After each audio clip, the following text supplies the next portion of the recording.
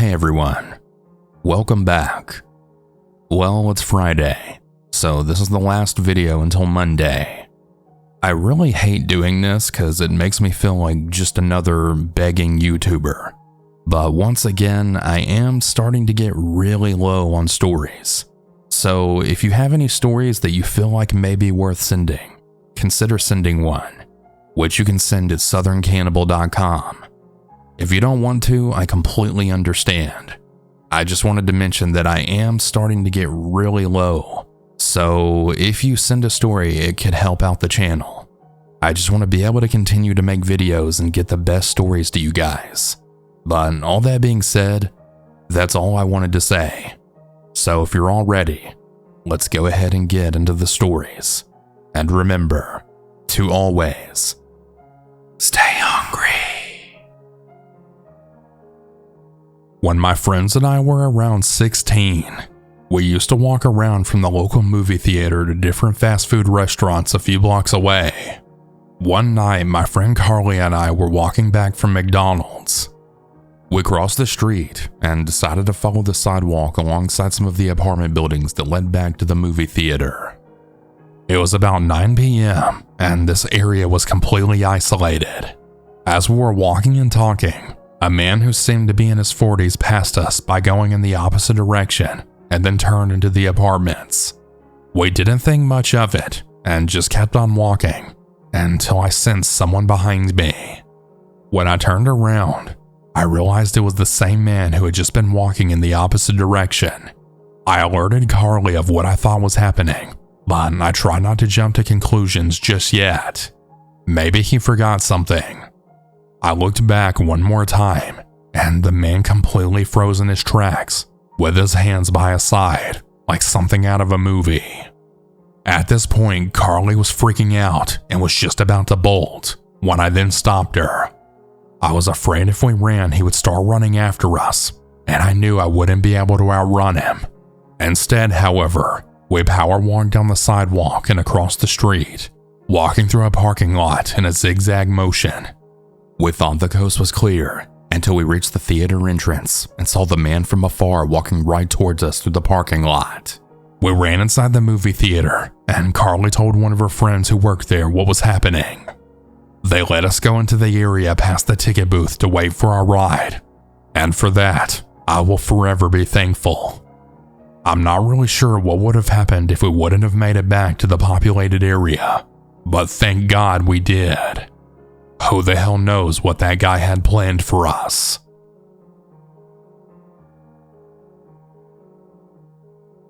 I'm a guy, and I was 19 when this happened. I was fresh out of high school, and I just bought and moved into my own house. My house is in a trailer park, since they're way cheaper than regular houses. Well, this happened on one late night in particular. I was in my house just watching TV and minding my own business. It was about 1:30 in the morning. I heard a very loud boom come from the neighbor's house next door. It sounded like a bomb went off. It shook my whole house, and I went to look out the window to see what happened. The neighbor's house was on fire, and there were pieces of some of their house scattered in my backyard. It was like an explosion happened. Just as I had closed my blinds, I grabbed my phone to call 911. When I was talking to the 911 operator, there was another explosion in the neighbor's house that was just as loud, and it shook my house again. I told the operator that there had been a second explosion in my neighbor's house, and I gave her the address. She said that they'd send help right away. As I looked out the window again, I saw that the fire was starting to spread all around the neighbor's house. I then immediately got out of my own house since I was getting worried that the fire was going to spread to my house as well. When I got outside, people were crowded around the area from a safe distance away, while some others evacuated since the fire was getting really bad. When the police and fire crews arrived on the scene 10 minutes later, the neighbor's house was completely smothered in flames, as in the entire house was completely covered in fire, and it actually ended up spreading to the other house next to it, which thankfully wasn't mine. The fire was under control within an hour and a half, and the first responders were on the scene for an extra 3 hours just to make sure that everyone was alright and to also make sure that the fire didn't reignite, which thankfully it didn't. My house wasn't burned, which I was glad about. However, the siding on the entire backside of my house was completely melted off from the intense heat. Luckily, I didn't have to pay for the repairs myself since my house insurance covered it. The 2 houses that caught fire though were a total loss. The one where the fire started was totally gutted, and the house where the fire spread to, about half of it was burned. Those 2 houses were torn down 3 months later, and they had 2 new ones put in. If you're wondering, the people in the 2 houses that caught fire weren't home at the time. I ended up finding out what actually happened. As it turns out, the cause of the first explosion was actually from an oven that was accidentally left on when nobody was there, which then caused a gas buildup since the oven ignition was defective, and it also set fire to the car in the garage, which caused the car to blow up too. I'm just glad that my own house wasn't burned and that the siding on the back was repaired. I really hope that the owners of those houses are doing better at their new homes. I'm also glad that they didn't have to see their own homes go up in flames.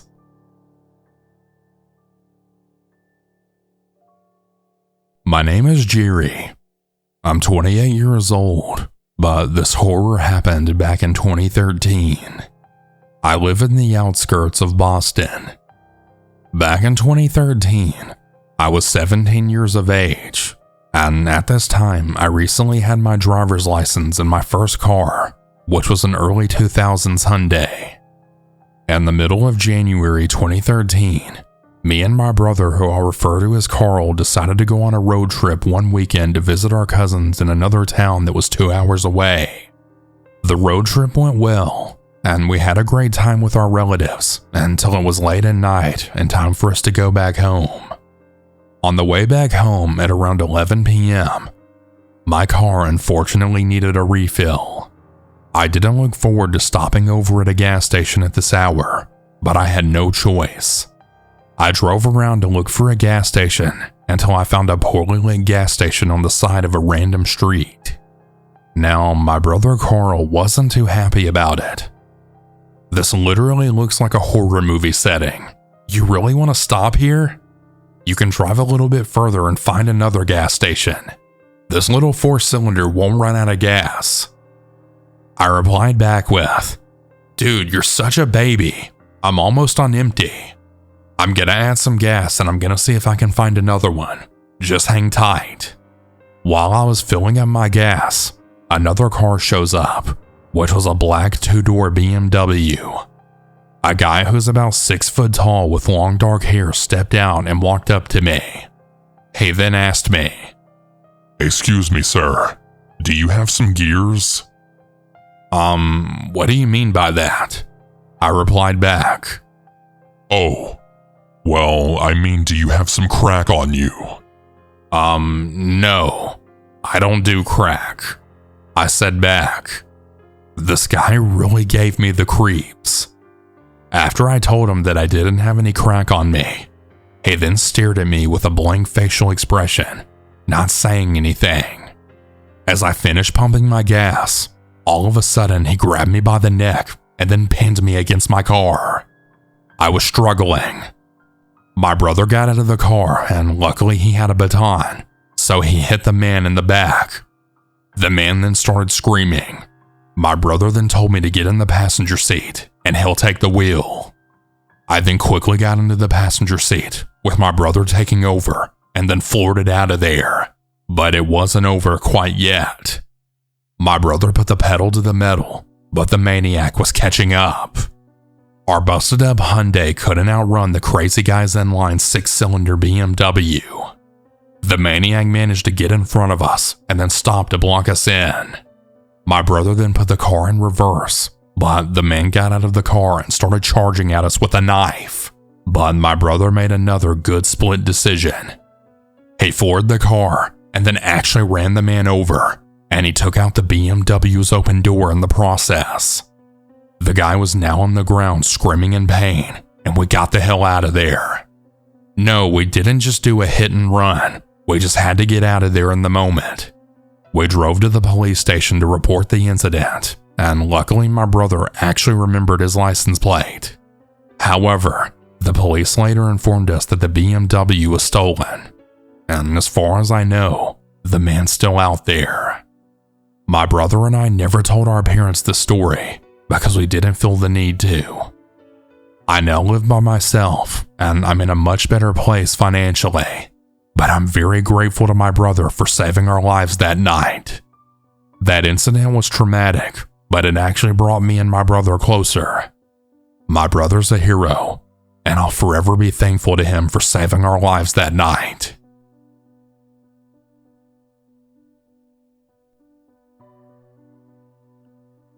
Hey everyone, sorry for the interruption from the stories, but I need to thank today's sponsor Uncommon Goods for sponsoring today's episode. If you want to hear where'd you get that this holiday season, Uncommon Goods is your secret weapon. Uncommon Goods is here to make your holiday shopping stress-free by scouring the globe for the most remarkable and truly unique gifts for everyone on your list. Whether you're shopping for your secret Santa or your entire family, Uncommon Goods knows exactly what they want. I personally love coffee, and they have a lot of cool coffee mugs that I really like that I'm definitely going to be getting. Another really cool thing about Uncommon Goods is when you're shopping there, you're supporting artists and small independent businesses. These fine products are often made in small batches, so shop now before they sell out this holiday season. And with every purchase you make at Uncommon Goods, they give back $1 to a nonprofit partner of your choice. They've donated more than $2.5 million to date. To get 15% off your next gift, go to uncommongoods.com/cannibal. That's uncommongoods.com/cannibal for 15% off. Don't miss out on this limited time offer. Uncommon Goods. We're out of the ordinary.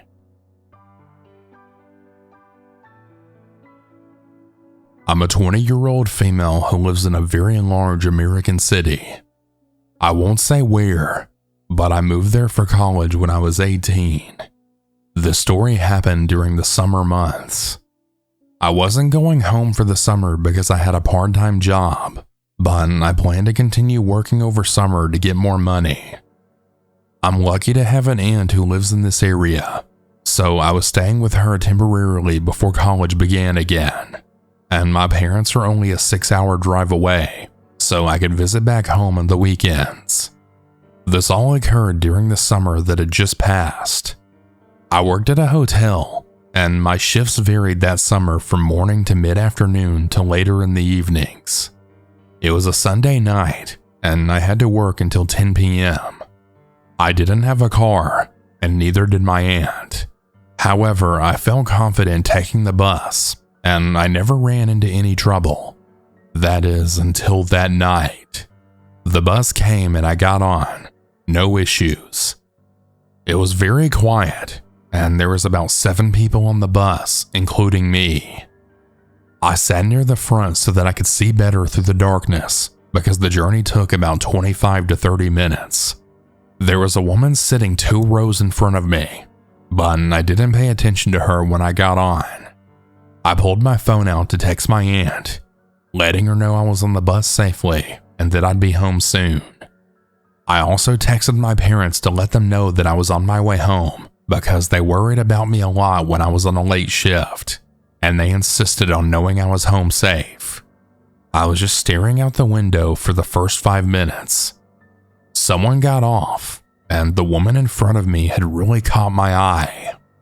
She appeared to be swaying backwards and forwards, but I decided to ignore her. However, she turned around and started staring at me. I kept looking out the window, but I felt really creeped out when she just kept staring at me.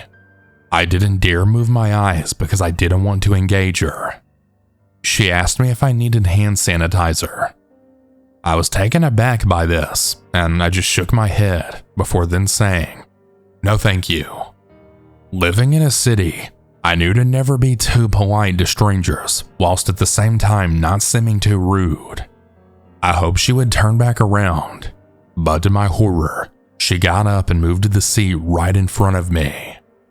I kept staring out the window, trying not to show my emotions on my face. The bus was in front-facing rows, and the lady positioned herself so that her legs were on the seat next to her, and she could look at me more. I continued ignoring her, and she just stared ahead out the window, but I could see her looking at me occasionally from the corner of her eye. She just kept opening her hand sanitizer and rubbing it on her hands. I thought it was strange, but I didn't say anything. She suddenly jolted upwards, and I couldn't help but look directly at her. She turned to me and smiled, and I realized that she had dropped her hand sanitizer and that it had poured into her legs. I didn't say or do anything. She started giggling, and it really unnerved me because she was at least 40 years old and she was giggling like a schoolgirl. Still, I continued to ignore her.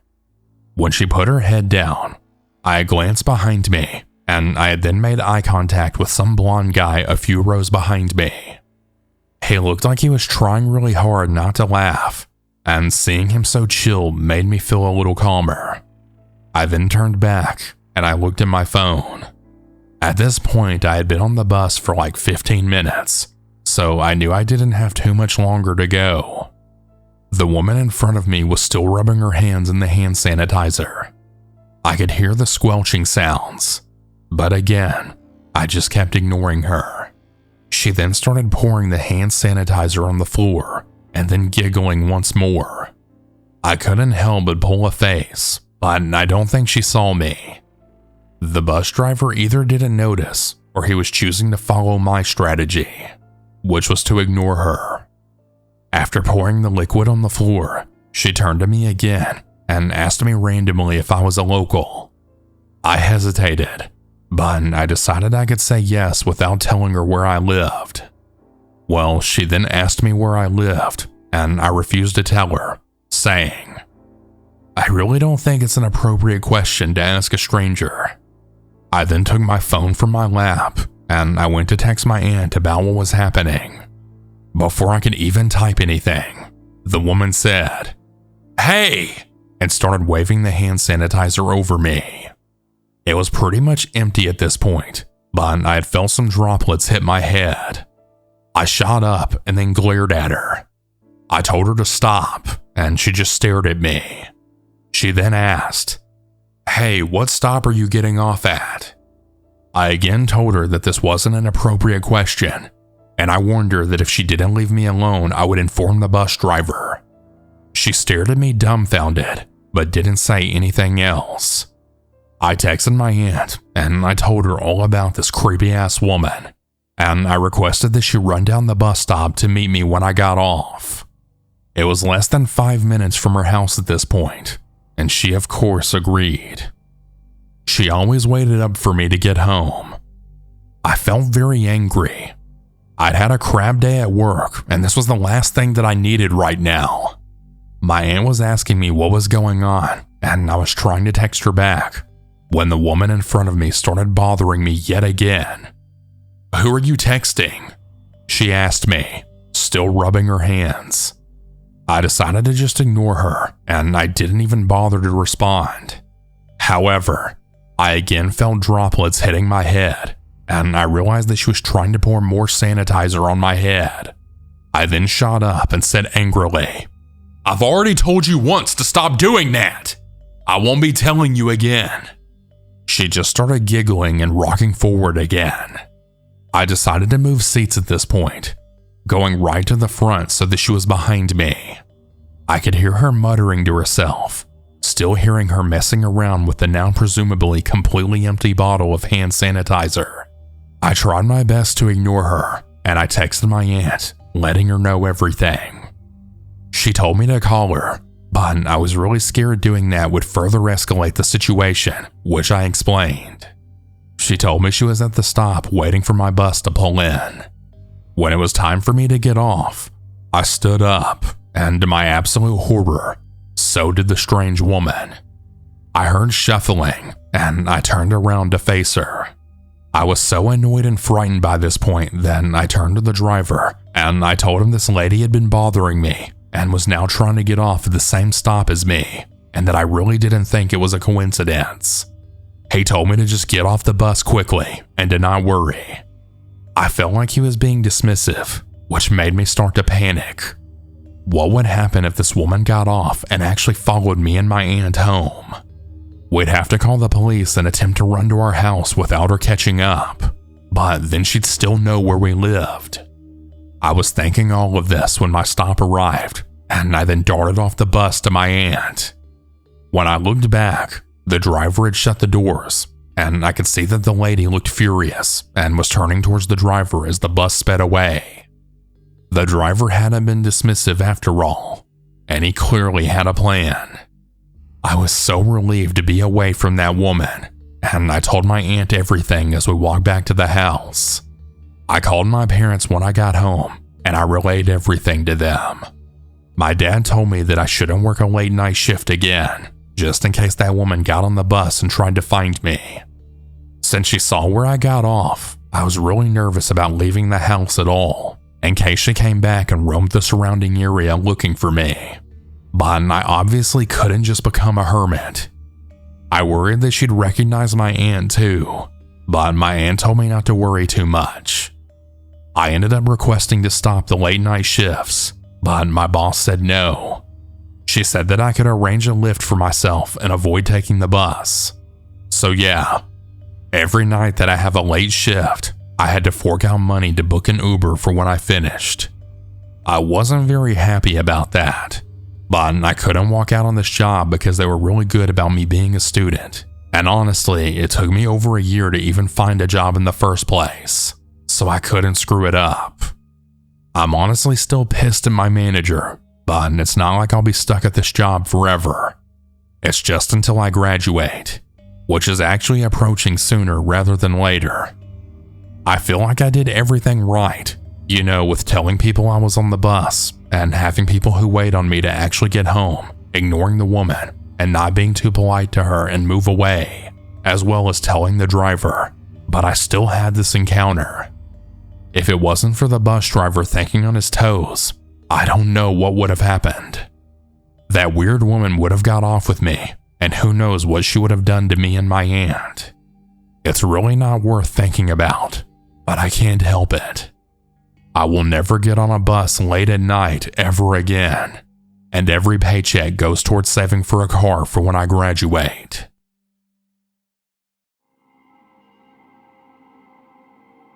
For privacy reasons, I'll be changing some of the details of this story. I would like to start off by saying that my family is pretty messed up. I have two uncles who are both heavy drug users who've been in and out of jail for as long as I can remember. This all happened when I was 10 years old. It was summer, and I was staying in my uncle's girlfriend Miranda's house with her and my uncle Craig in the state over for mine. I really loved Miranda, and I developed a deep bond with her, so my mom let me stay with her whenever I could. Everything was going really great. Miranda was always taking me and my cousin swimming, to the zoo, the park, etc., as well as making really nice meals at night. My cousins and I got to stay up late watching TV and playing on Miranda's laptop, and it was just overall a really fun summer. At some point during the summer, my other uncle Paul came to stay at Miranda and Craig's house because he was fighting with his wife, my Aunt Sarah. Sarah was also a heavy drug user, but I didn't know her that well. For a few weeks, everything really continued to be awesome. My cousins and I had a lot of fun every day, even when all of the adults were at work. We would play outside, watch TV, eat snacks, and also swim in the neighborhood pool, amongst many other things. However, one day while Miranda, Craig, and Paul were all out of the house, something horrible happened. Inside the house was me, who was 10 years old, my cousins, one who was also 10, Madison, and the others being 8, 7, 5, and 2 years old. Me and the other 10-year-old were in charge, though in hindsight, we weren't really old enough to be in charge of that many young kids. We spent a lot of our time outside, but we happened to be spending some time indoors cooling off when there was a loud banging on the door. I looked through the peephole, and I saw Paul's wife Sarah standing there looking absolutely insane with a massive kitchen knife. She had the most angry out of it look on her face. She banged on the door without stopping, screaming that she knew Paul was there and that he had another woman hiding there. My younger cousins all began to freak out and scream and cry. After checking that the door was locked, me and Madison immediately began trying to calm down the other young kids so that Sarah wouldn't hear. We instinctively moved to the other end of the house as far away from the front door as possible, which was Miranda and Craig's bedroom. Luckily, I did have a cell phone at the time, so I texted Miranda and my mom to tell them what was happening. Miranda immediately texted me that she was calling the cops and that she was on her way home. As me and my cousin sat on the floor of the bedroom crying and freaking out and waiting for Miranda and the cops, Sarah began walking around to all of the windows and banging on them, saying that she knew someone was home and demanding to be let in. This went on for about 20 minutes straight. The whole time we were all just sobbing, and I couldn't stop thinking things like, what if she gets inside and kills all of us? How can I protect my little cousins? What if we have to sneak out of a window? Can we hide under the bed or in the closet? My heart was pounding, and time felt like it wasn't even moving at all. Finally, after what felt like hours but was only really like 20 minutes, I then heard the sirens outside. However, none of us actually moved until Miranda came home and opened the door just a few minutes after the police arrived. Sarah was arrested, and for whatever reason, so was my Uncle Paul, who got there around the same time as the cops. My best guess is an outstanding warrant. I remember just sitting there and watching him get arrested and being way too young to understand anything. My mom came and got me that day, even though it was an 8-hour drive.